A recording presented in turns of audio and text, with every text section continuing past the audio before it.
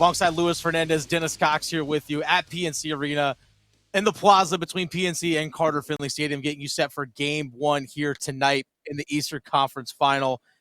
Real quick, Walt, I got a question for you. Canes in 6, right? Confirmed. Okay, there it is. All right, Canes in 6. That's Walt Ruff, Hurricanes.com. Give them a follow on Twitter at Walt Ruff. Thanks for stopping by. I really do appreciate it. Thanks for having me. No, in all seriousness, though, I actually anticipated the last series against the New Jersey Devils going 6 games, but we also had Canes winning in 5. Why do you think this series potentially could be different? Because, again, Devils and Florida Panthers play 2 different styles. Yeah, it is hard to say exactly what, I mean, most cliche thing I'll probably say all day, right? But nobody can sit here and somebody will accurately predict how many games it goes, of course, well, right? You just did, Canes in 6. Yeah, hey, that works out for me. I think what we'll see stylistically in this series is what's been talked about a lot is it's almost kind of a hybrid of what we've seen so far, in that Florida has both what made the Islanders and Devils successful. They have the physicality and the desire to grind that the New York Islanders had, but then they also have the skill and the speed and the finesse of the New Jersey Devils. So it really makes perfect sense when you think about it, why we have the matchup that we have in front of us. When you do the math there, so they're part Islanders, they're part Devils, and the Hurricanes beat both the Islanders and the Devils. So yeah, Canes in 6. Yeah, so Canes in 6. I don't.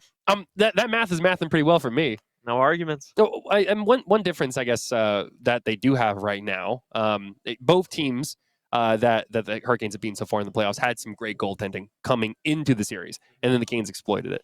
So now you got Bobrovsky, who has been just playing lights out, since he came in halfway through the first round series against the Bruins. What is he something different than what the Canes have seen so far? How do you expect them to attack him? No, and I think that's a really good point. I do think he's similar in the sense to Ilya Sorokin in round 1. Last series was weird because you had Akira Schmid, who was this hot hand who came in, got hot. Akira Schmid. Yeah, you got to be careful of this young kid who doesn't have a whole lot of NHL experience. Maybe some of what Pyotr Kochetkov was looked at during last year's postseason, but Sergei Bobrovsky, he's been around. He's been in these postseason situations before, so he's certainly going to be a test for this Canes team to beat. I don't know that there's an exact example of how to beat him. We saw as time transpired in the first round series that maybe the Canes were looking blocker side high as a sweet spot, if you will, on Sorokin. So I think look for something along those lines to play out over the course of the series. Everybody has how they want to attack a netminder, but of course that plan is not always going to work to fruition on the first time through. So some of these things will work out over time. That's why it's a best of 7 series after all, right? That's true. Walt Ruff, Hurricanes.com, joining us live outside of PNC Arena, getting us set for game 1 between the Panthers and the Canes here tonight at PNC. Again, puck drop just after 7 o'clock. When we had Mike Maniscalco on about an hour ago, I brought up the fact that not only has Paul Maurice coached here in Carolina twice, but Rod Brindamore played under Paul Maurice. But something that's also been overlooked, his first year as an assistant coach after he retired was under Paul Maurice. And they have a similar philosophy in terms of taking away space in the neutral zone, but they do it 2 different ways. Carolina, with a lot of the stick on puck and the quote-unquote gaps, like the space that they have between the guys that mark it up. But Florida tries to go for a much more physical style of play. So similar philosophy, but 2 different ways about how they do it. Yeah, it's been really fascinating to talk with Rod Brindamore this week about the whole complex with Paul Maurice, because you can tell he obviously owes him a lot of credit for being in the position that he's in now. But at one point he said, I'm not here to make it a love fest, and I don't think he is either, because at the end of the day, you're competing for a trip to go to the Stanley Cup Finals. But both guys deserve a lot of credit for the way that they've been able to adapt over the years. And I say that because, my goodness, look at how long Paul Maurice has been coaching. And a lot of times we see head coaches in the NHL set in their ways, and that way fizzles out, and then the game kind of passes them by, right? Paul Maurice, my goodness, I mean, a year and a half ago, he, politely dipped out of Winnipeg, and understandably so, and reappears in Florida. And look at what he's done. I know this was the team that won the President's Trophy last season, but it's not an easy task to come into a situation like this, especially when you're changing some of your core pieces like Matthew Tkachuk coming into the fold. I mean, anybody would be lucky to have him. But they traded away Jonathan Huberdeau, who is a long-standing member of that franchise. Very probably was their captain. Right, exactly. They traded him away. That's like the equivalent of Carolina Hurricanes basically trading away like a Sebastian Aho. Definitely. And that's a game-changing piece. And of course, it's positive. So it's, might sound a little odd to say that, to give Paul Maurice credit for coming in the first year and making these things work. But what I was just about to say with Rod Brind'Amour is the game is obviously different from when he and Paul Maurice were together on the Hurricanes bench, one coaching, one playing.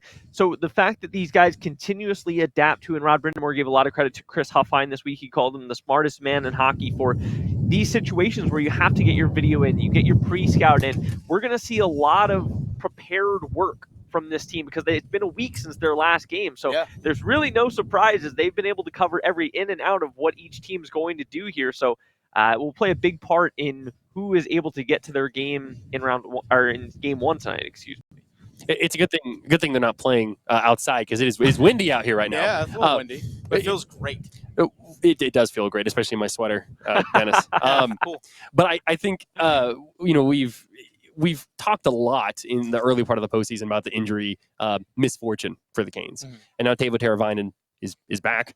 It's turbo time again. It feels like they're just taking what they were good at and they're adding something that's going to make it even better, like, to the mix. I mean, that feels like a big deal, right? Definitely. I can't get over the fact 28 days ago. 28 days. My goodness, I'm excited to see him back in there, and I'm excited to see him alongside Jordan Staal and Martin Necas. I think this balanced set of forwards is fascinating because what you also get with that as a byproduct is Jack Drury going down alongside Derek Stepan and Paul Stastny.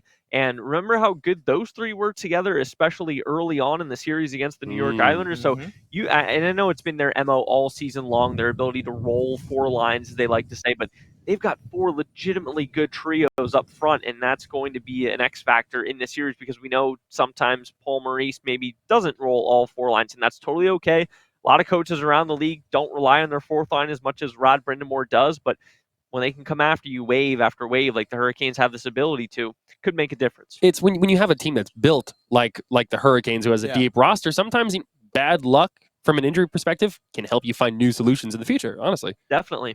That's Walt Ruff, Hurricanes.com. Follow him on Twitter at Walt Ruff. Thanks for your time, good sir. Really do appreciate it. Appreciate you, fellas. Thank you.